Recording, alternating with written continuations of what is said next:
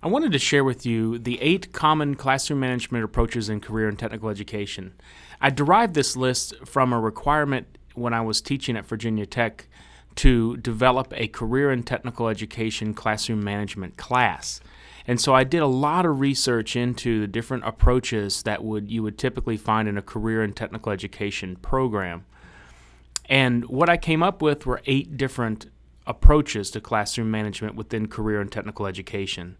The first one is intimidation, the second one's permissive, and then you have Cookbook, Authoritarian, Instructional, Behavior.Modification, Socioemotional-Climate, and the group process approach. Now I'll go ahead and tell you the first 3 you typically don't want to adopt wholly. I also want to mention that I don't know of a single teacher that is fully into one of these approaches. So typically you blend your approaches. So you may be authoritarian in the lab, but then when it comes to the classroom, it's more you have more of an instructional or socio-emotional climate. So as we go through these, I want you to realize that you probably won't find yourself within one of these completely. You'll find that you like one aspect and maybe not another aspect of the same approach. Also, I've included in the session module a much more descriptive explanation of these 8 approaches. And so before you decide on the blend of approaches that best suits you as a CTE instructor, I want you to read through that because I think it'll help clarify what we can't clarify in the brief moments we have today. So we'll go ahead and although we'll talk about these very quickly, these are not the approaches that I want you to focus on when you're writing your classroom management plan. So if we look at the first one, it's pretty obvious why intimidation approach wouldn't be the best approach to adopt as a CTE teacher. It involves a lot of sarcasm, ridicule, coercion, threats, force, showing disapproval, and basically what you're trying to do is control student behavior. And this is not the best approach, obviously, to managing a classroom. Now, the intimidation approach isn't all bad. One thing that we can take from the intimidation approach, if anything, would be the harsh desist. And in a laboratory environment where you have a lot of dangerous equipment, it's important that we have the ability to stop any type of action that may harm the student or another student. And so that is one thing we could pull away from the intimidation approach. But once again, as a whole, this is not an approach you'd want to adopt. On the other end of the classroom management spectrum would be the permissive approach, which could not be any more opposite from the intimidation approach. And my feeling on this one is that the permissive approach is one that would be very hard to implement in a career and technical education classroom as far as a complete implementation. And basically, the goal behind the permissive approach is to kind of take a hands-off approach to teaching, where if the students want to learn that day, that's great. If they don't want to learn, that's fine too. That it's all about student choice, and that would foster their natural yearning or their natural development to learn. And the whole goal is that this develops responsibility and ownership for learning. Now, I say that this probably wouldn't work if you tried to implement it on a wide scale in a career and tech ed classroom in a public school system. However, we do know that if an entire school adopts this type of approach, that it could potentially work. And the great example of that, and we don't have time to watch the video now, but the great example of that would be the Sudbury Valley Academy schools. Sudbury Valley has the approach where there's really no curriculum. There's no set times in which you have to be there. The school is open certain hours, and if you want to learn something, you can, and if you don't, you don't. You can go there, from what I understand, from all the way from kindergarten to 12th grade, and there are teachers and wonderful resources there, but you take advantage of them when you want to take advantage of them. Now, it's pretty interesting because there's a few studies that looked at the Sudbury Valley model and find that 82 to 91% actually go on to college. So, it must be working in some respect. And so then we start thinking about, well, what can we learn from a model that's a permissive approach to classroom management? And the first thing we could learn is that coercion creates resistance to learning. And so if you force someone to try to learn something, they're automatically going to be resistant to that. The second thing we can kind of come out of this is that people learn best when they're interested in what they're learning. And so rather than force them to learn something, we're trying to get them to learn something that they have an interest in. The other thing we can learn from this is people will not want to learn the same thing at the same time, yet our entire school system is based on that approach. And what's really interesting is that when you examine the Sudbury Valley students and compare them to typical public students, the graduates from this particular model, they're more creative, they're more self-determined, and they're more intrinsically motivated to learn.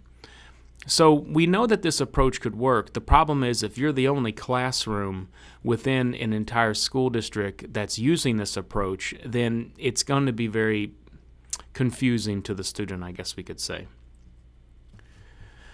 The last approach that I think most teachers find themselves in if they've never really examined classroom management and they just kind of pick up whatever in the world that they've heard from mentors and from maybe more senior teachers would be the Cookbook Approach. And that's kind of the bag of tricks approach.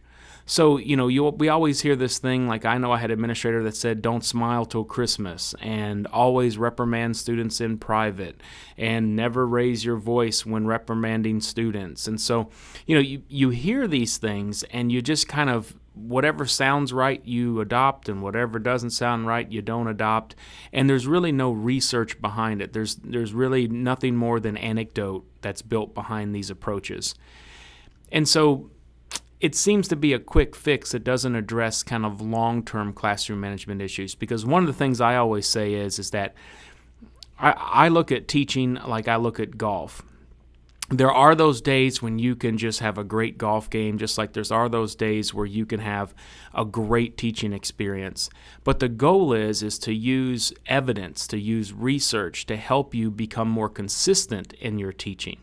The Cookbook Approach is not that. You can definitely utilize some of these things and have a great teaching experience, but then again, there could be a time where it just falls flat. So the whole goal is consistency in teaching, and that's what helps us become an impact teacher, which we'll talk about next week. So let's go ahead and throw those in the garbage and talk about more empirically based classroom management approaches. The first one is a very popular one that we see in a lot of new teachers, and that is an authoritarian type of approach. And so this is where the behavior is managed by the teacher. It's not managed by the student or the quality instruction or the school. The teacher wants to hold on to the control of the student and their classroom, and so they come off as more authoritative. Teacher knows best, I'm the one in charge, this is not a democracy. Those are the type of things you may hear a teacher that's following the authoritative model. And so the teacher is taking responsibility for controlling student behavior. Now, there's nothing wrong with the authoritarian method. In fact, it's very important if you're in a very dangerous laboratory environment that you make sure that they understand you're the one in charge. However, typically, those that start out with authoritarian method won't hold on to it very long. I know for me, I started out as an authoritarian type of a teacher, and within a year or so, I realized that while it had its benefits, it was more work than teaching needed to be, and so I transitioned over to a different approach, which is the next approach we're going to talk about, the instructional approach. Basically, I like it because it's simple and it makes sense, and it worked for me as a teacher my second year teaching. From my first year to my second year that summer, I really kind of reflected back on what went wrong with year one. And what went wrong with year one was I was really trying to control student behavior, and I don't think I was focusing as much attention as I should have focused on what I was asking the students to learn. So I spent the majority of that summer just revamping the assignments and projects that really fell flat. And I made some really strong and large advancements in my instruction. And by doing that, I noticed in my second and third year of teaching, I didn't have nearly the classroom management issues that I had had before. And so between this and another one we'll talk about in a little bit, that kind of became my classroom management plan, and it worked. Now, I'm not saying it works with everybody, but it makes perfect sense to me. If you've got really high-quality instruction, you'll have less student behavior problems. And it comes down to trying to keep the students engaged with you. So this approach is a good approach, and I encourage you to read more about this one in that overview that I've supplied in the module. This is also another very interesting one. This one kind of focuses on behavioral psychology principles, and it's called the Behavior-Modification Approach. And the approach has some assumptions that you may disagree with, and if so, then this is not the approach for you. One of the assumptions is that behavior is something that's learned and it's influenced by the environment. And so if you believe that behavior is something that's learned and we're not born with a certain behavior, then this approach may be for you. And learning is really is the infusion of a four-step process. You've got positive enforcements, negative reinforcements, you have punishments, and you have rewards. And between those four things, you are consistently trying to modify the behavior of the student to what you want it to be. And so you're taking the responsibility to managing the classroom, but rather than doing it from an authoritative manner, you're doing it from a more psychological manner. So for instance, you're in the lab and you notice that you've got a couple benches in the lab, and students consistently sit on the bench when what you want them to do is you want them to stand up. Now the authoritative model would say that you would go and you would make sure you would punish the students if they continually sat down when you wanted them to stand up because the laboratory environment required them to stand. The behavior modification approach would be that you would just eliminate the issue. You'd get rid of the benches, and by getting rid of the benches, you've now modified their behavior, right? So that's just a small example. This is the one that I still continually use, and this is the one that I partnered with the instructional approach. And so if I were to do this assignment that you were doing, I would more than likely say that, I'm mostly an instructional approach type of classroom management, or that's the approach that I've adopted, with a heavy blend of this socio-emotional climate. Now, the socio-emotional climate is brought out of clinical and counseling psychology, and basically it has everything to do with relationships. And so that's the critical success to classroom management, is trying to develop meaningful professional relationships with the students.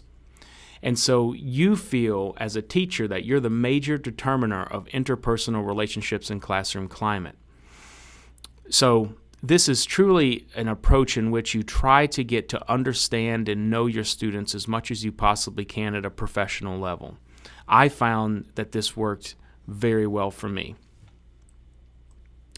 Now, the last one's an interesting one that I have never tried. However, I know of many public safety instructors that utilize this approach. And there's a few reasons why I see it in the public safety programs.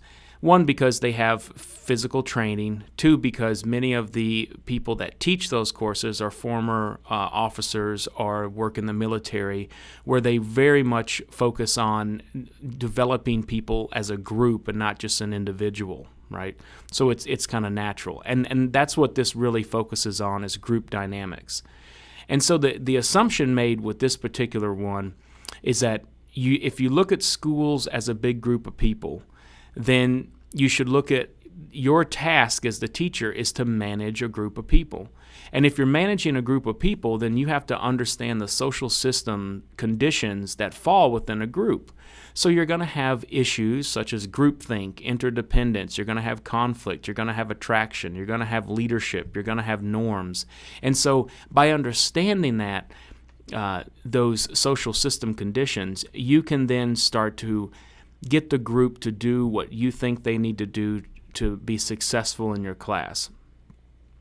And so these conditions are monitored and managed by the teacher. So for an example, one of the kind of rules you would do in the group process approach is if that one student falls back, then it's automatically assumed by all the other students that they would help the student come back up to where they need to be.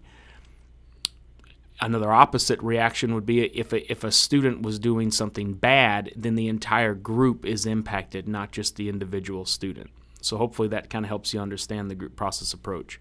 Now, with all 8 of these approaches, I encourage you to read that overview that I supply in the module and then start to really think reflectively on what your delivery style is and the way in which you like to see your classroom run. And then that is how you're going to fill out that one portion of the classroom management plan, is you're going to explain and defend which approaches you are going to adopt.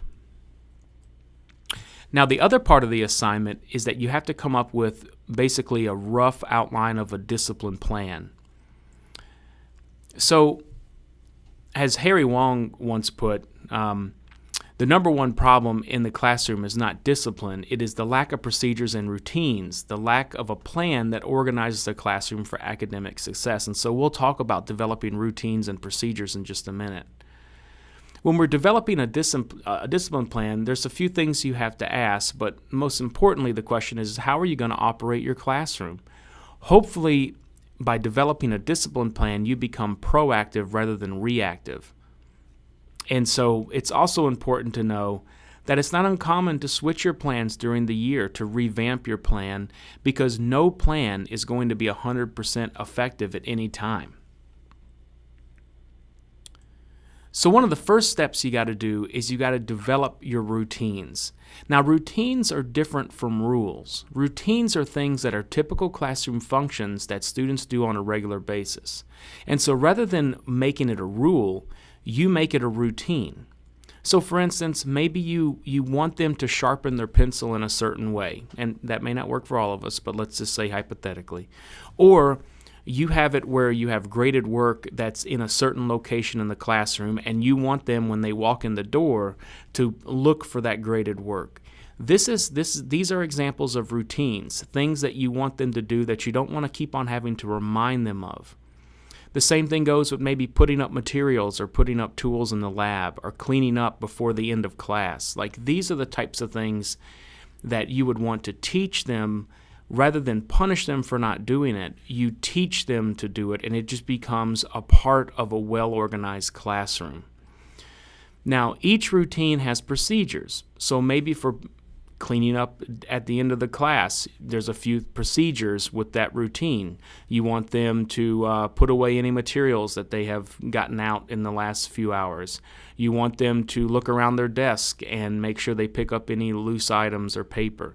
You want them, if it's the very end of the day, to take their chair and put it up on the desk, whatever it may be. These are procedures underneath the cleaning up at the end of class routine. And so your goal is to teach and reteach these procedures until they become automatic with every student.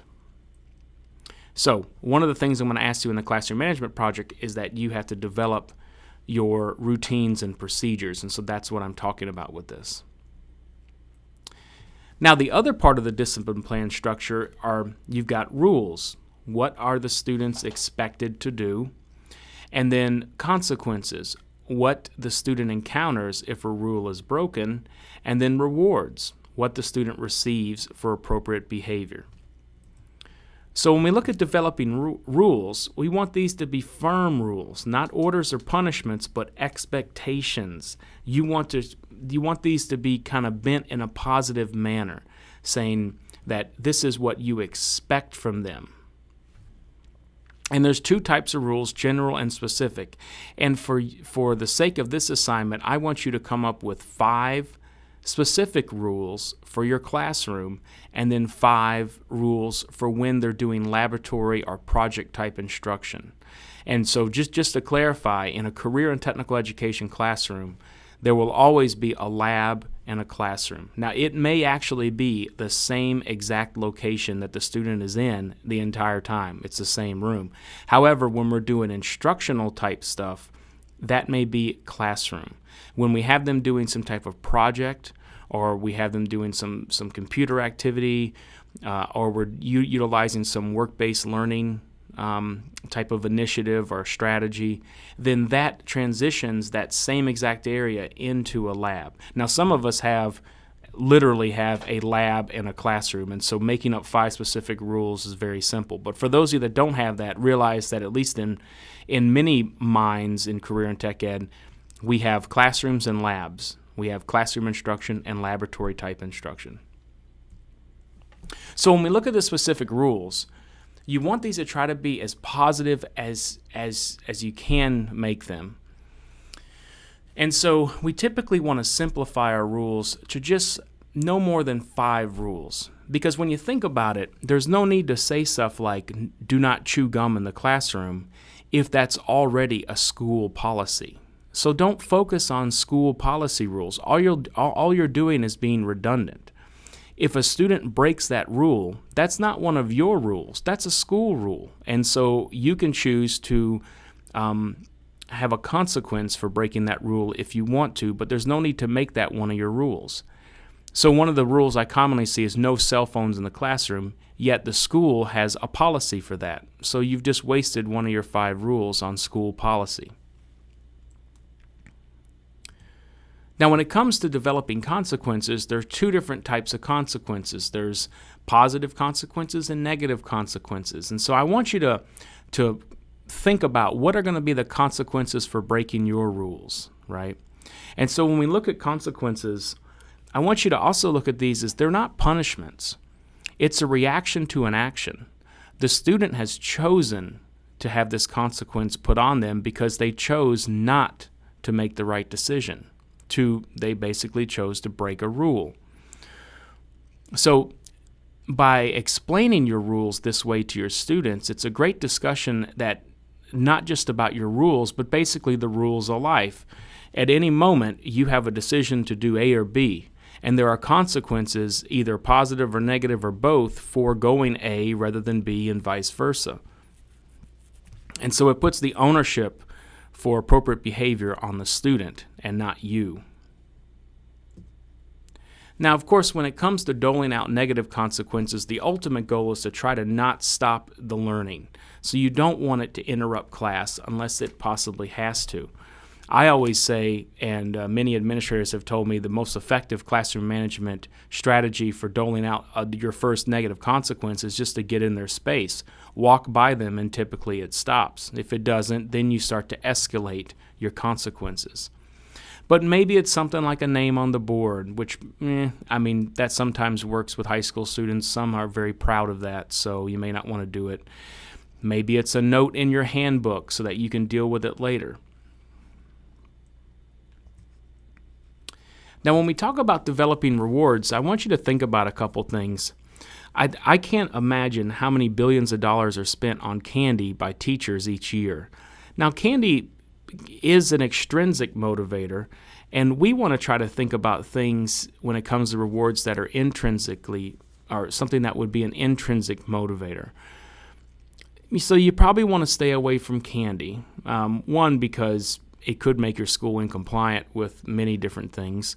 But you also want to stay away from other tangible items because, one, they cost you money, and why in the world should this act cost you any money? We don't get paid enough. So you want to take away intrinsic motivation, or you want to implement intrinsic motivation. So what type of rewards could you use? Well, if you want to increase intrinsic motivation and not take away from the actual instruction going on, then maybe you can give them time off, but the time off is for laboratory work. Many of our students love to work in the lab, and if they could work on their own projects within the lab, that would be a big reward to them. Also, don't forget the power of praise. This is another great intrinsic motivator. It doesn't cost you any money. If you individually praise them privately, unless you think it would benefit them to do it in class, which it doesn't with every one of our students, that is another great way to motivate a student. And one other one that I would say that keeps you away from doling out candy would be actually to contact the parents. You would be surprised what a positive call home will do. It is an incredibly impactful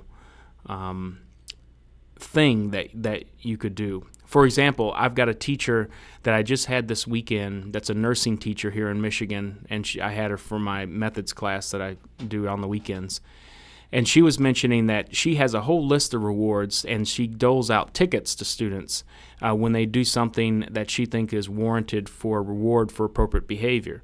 And at the end of the week, or I believe it's the end of the week or the end of a couple weeks, they can then utilize those tickets for different types of rewards. And the number one reward that the students ask for and that they utilize their tickets for is a call home.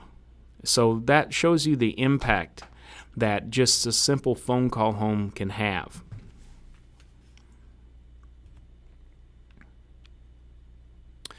One of the things I just want to mention very briefly is tally marks. And so you can put a tally mark next to a student's name when they're doing something good. You can show them the class total weekly. And then once they have reached a predetermined benchmark, then they are rewarded as a class. So some people do this because it builds teamworking skills and camaraderie. Some other logical reward ideas would be earning good grades, have your work posted, be the first to be dismissed from class, chosen as student of the day, week, or month. So these are kind of logical rewards. And so some other rewards that won't rot the teeth, such as candy, would be no homework pass, extra lab or shop time, space on a CTSO, that's your student organization competition, maybe a letter of recommendation. I mean, why give these out blanketly when you could maybe kind of hold them to appropriate behavior? And then a field trip to a local business or shop would be another great one. Now, when we're implementing a discipline plan, just to kind of give you an idea, of course, it's always a good idea to run the plan by your administrator, and then also post your rules and consequences and rewards in the classroom, lab, and shop. And then on the first week of school, your whole first week is really getting to know the students, but also teach, monitor, and reteach your rules, your procedures, and your routines. So you can look at this as an investment into your sanity. I hope this helps, and I look forward to reviewing your classroom management plan project. Good luck.